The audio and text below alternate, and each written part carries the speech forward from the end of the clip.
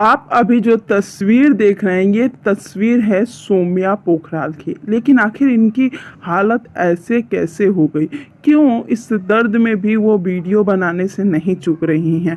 पूरा वीडियो देखिए और वीडियो आपको अच्छा लगे तो लाइक करें और आपका हमारा साथ बना रहे उसके लिए मेरे चैनल को ज़रूर सब्सक्राइब करें और वीडियो को लाइक ज़रूर करें। जी हाँ, सौम्या पोखराल ने आज सुबह सुबह एक सोशल मीडिया पे वीडियो शेयर की है जिसमें उनकी हालत ऐसी दिख रही है।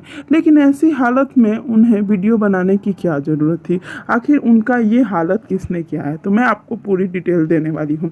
एक्चुअली बात ये है कि ये एक सैड सॉन्ग कर रही हैं जिसमें इनका यही लुक है और इसीलिए इन्होंने इस लुक को अपनाया है।